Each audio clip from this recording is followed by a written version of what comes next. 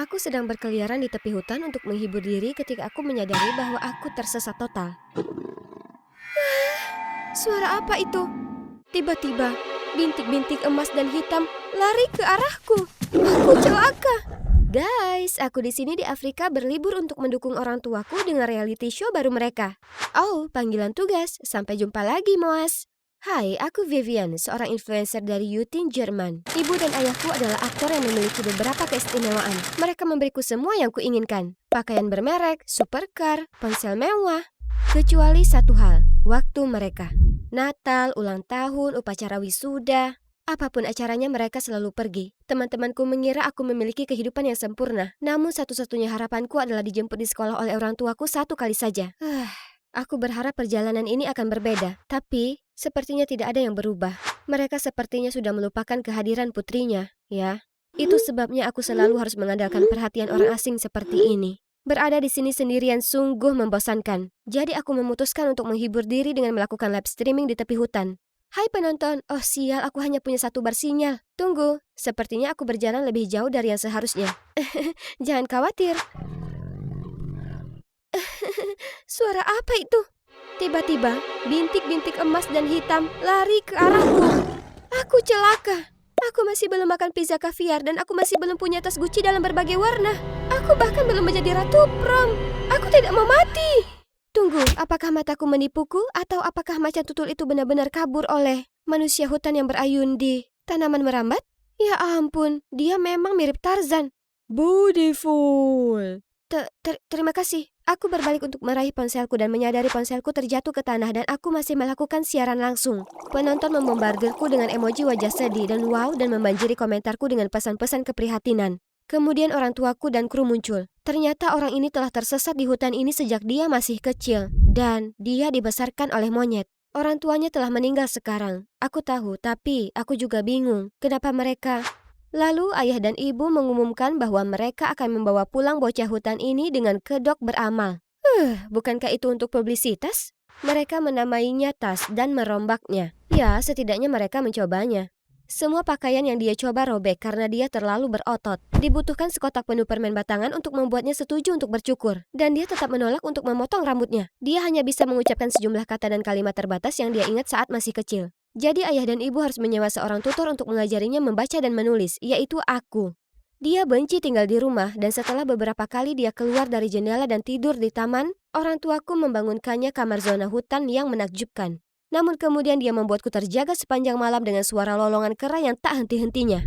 Orang tuaku bahkan membawanya ke acara mereka, dan yang mereka bicarakan setiap hari hanyalah tas ini, tas itu, yang membuatku merasa seperti orang asing. Ini semua sangat sulit bagiku, tapi aku berusaha bersabar. Lalu suatu hari, orang tuaku memberitahuku kabar terburuk yang pernah ada. Tas akan ikut denganmu ke sekolah sebagai pengawalmu. Kami tidak punya waktu melakukannya, setidaknya kali ini kami tahu kamu akan aman.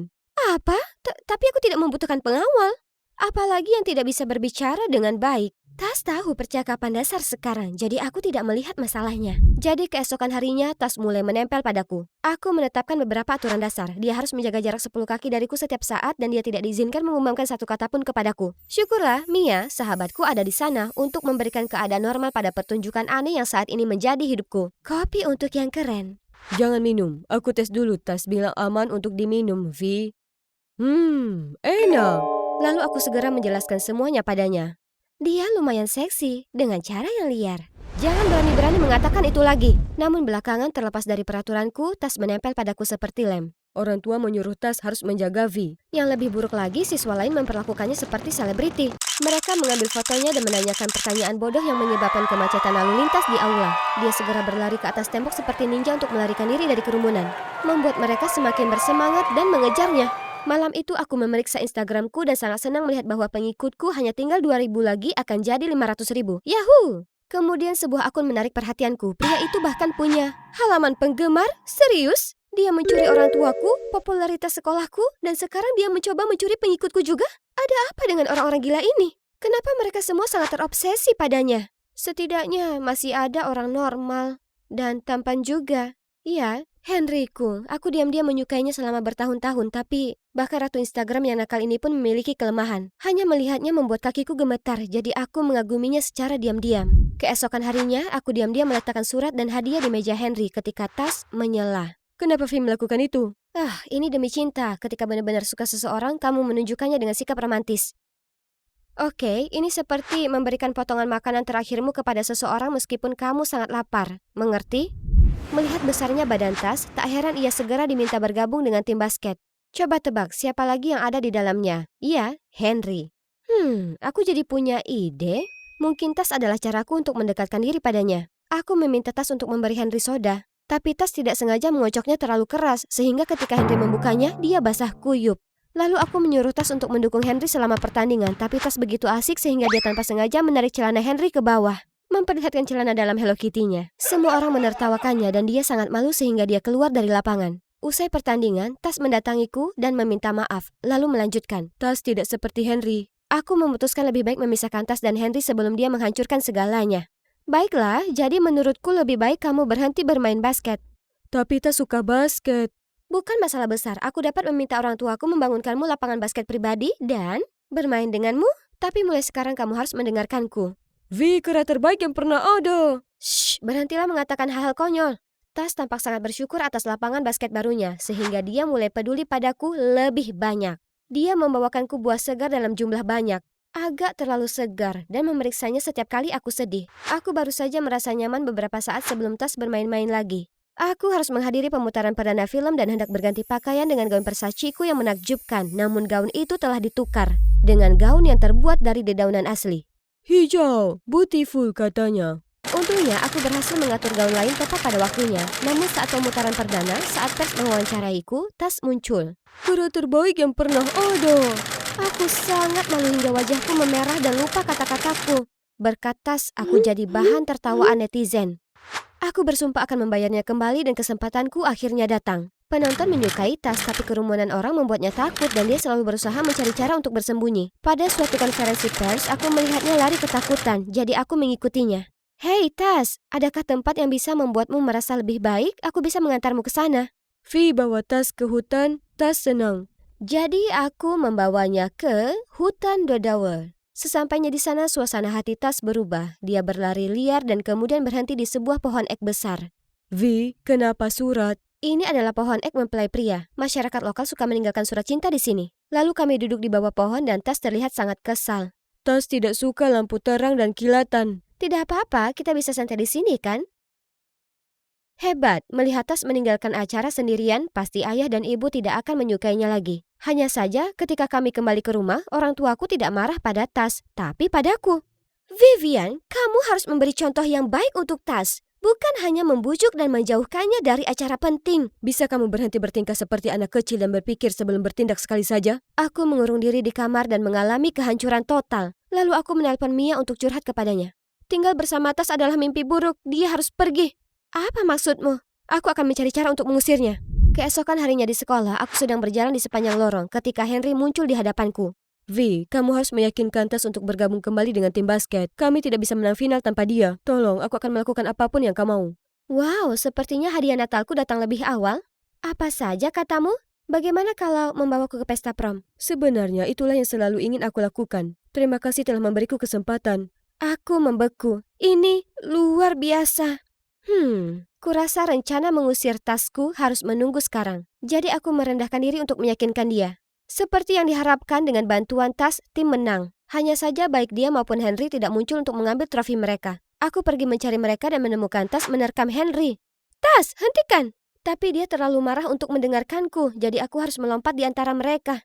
Dia benar-benar di luar kendali. Kalau begitu lupakan pesta promnya.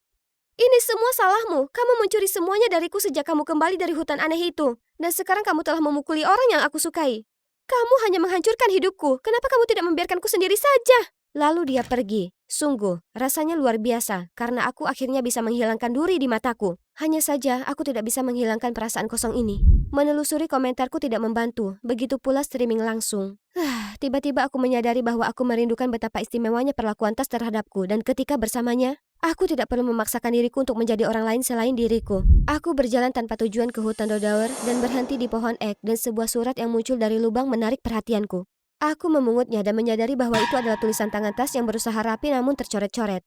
Henry pembohong, dia bersama Mia. Kepalaku masih pusing saat ponselku menjadi gila. Aku memeriksa dan melihat kotak masukku penuh dengan komentar kasar. Kemudian aku segera menemukan audio viral. Hidup bersama Tas adalah mimpi buruk. Dia harus pergi. Aku akan temukan cara mengusirnya. Aku benar-benar ketakutan selama beberapa detik, sementara netizen terus menggila, mengatakan aku sangat tidak berterima kasih kepada Tas bahkan setelah dia menyelamatkan hidupku.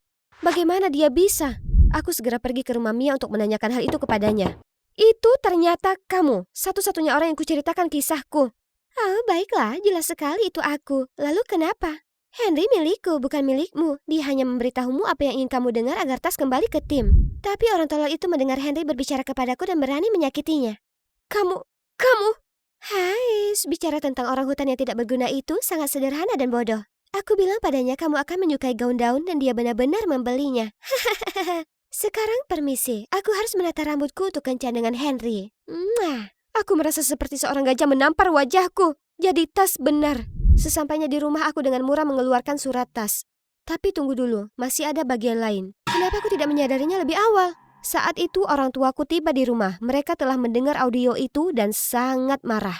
Itu salahmu, Tas kabur. Sekarang kami harus mengkompensasi kontrak pertunjukan yang seharusnya dia ikuti. Kalian tidak peduli dengan siapapun. Tolong berhenti. Kalian hanya memberiku uang dan itu saja. Kalian tidak pernah ada saat aku membutuhkan kalian. Tidak pernah. Bahkan Tas lebih peduli padaku daripada kalian berdua. Lalu aku langsung lari. Aku terus berjalan sampai aku berakhir di bawah jembatan ini. Lalu aku melihatnya. Dia sedang bermain dengan kucing dan anjing liar. Aku segera berlari memeluknya dan meminta maaf. Tapi dia menuju ke belakangku dan berkata, "Orang jahat, orang jahat." Aku berbalik dan melihat dua sosok menuju ke sini. Aku menyeret Tas ke sudut dan kami melihat mereka memasukkan kucing dan anjing ke dalam karung. Itu pasti tidak bagus. Jadi aku menggunakan ponselku untuk merekamnya. Tapi, apa tujuannya anak-anak? Aku terbangun dengan perasaan pusing saat menyadari bahwa kami berdua terikat di sebuah rumah kosong. Masih belum ada balasan dari orang tuanya. Mereka sebaiknya membayar kita. Kamu buang-buang waktu. Mereka tidak peduli padaku. Pencuri mengabaikanku dan terus menelpon dan menelpon, tetapi tetap tidak ada jawaban. Ini dia. Aku akan mati di sini. Maksudku, kami. Kemudian ketika di luar gelap gulita, pintu terbuka dan masuklah. Ayah dan ibu membawa sekantong uang. Saat para pencuri menghitung uangnya, ayah mencoba menghubungi polisi, tetapi salah satu dari mereka langsung melemparkan teleponnya dan memukulinya. Ucapkan selamat tinggal pada putrimu. Tolong jangan sakiti dia, sakiti aku saja. Ini benar-benar mengejutkanku karena aku hanya pernah melihat orang lain membungkuk kepada orang tuaku, bukan sebaliknya. Orang yang satu itu mengangkat papan kayu untuk memukulnya. Tapi tepat pada waktu itu, Tas melompat bebas dan menjatuhkan mereka dengan dingin. Polisi tiba segera setelah itu dan menangkap para pencuri. Ibu dan ayah segera bergegas menghampiriku. Kamu baik-baik saja sayang? Kami sangat khawatir saat kamu hilang. Dan kami minta maaf membuatmu merasa tidak diinginkan. Kami tidak pernah memiliki uang untuk tumbuh dewasa dan banyak berjuang. Itulah kami ingin kehidupan yang berbeda untukmu. Kami terus bekerja dan berpikir memberikanmu uang sepanjang waktu adalah cara terbaik menunjukkan cinta kami. Tetapi kami salah. Ibu, ayah, yang sangat aku butuhkan dari kalian adalah kehadiran kalian. Itu lebih berharga dari apapun. Dan terima kasih untuk semuanya. Oke, aku melindungi Vi. Aku juga melindungi hewan. Sekarang aku sadar apa yang paling kubutuhkan, selalu jujur pada diriku sendiri, seperti orang bodoh ini. Aku tidak ingin menjadi influencer lagi. Sebaliknya, Tas menginspirasiku untuk menggunakan reputasiku untuk mendirikan organisasi yang merawat hewan terlantar. Adapun mantan sahabatku dan mantan gebetanku, mereka tidak penting lagi bagiku. Karena tahukah kalian, balas dendam termanis adalah menjalani kehidupan yang luar biasa. Di akhir pesta prom, aku bertanya pada Tas tentang pesan itu. Tas, apakah kamu menulis ini? Aku senang kamu bertanya. Aku berlatih berkali-kali untuk mengucapkan kata-kata itu. Sekarang saatnya untuk yang resmi. Aku menyukai movie. Kamu adalah kera terbaikku.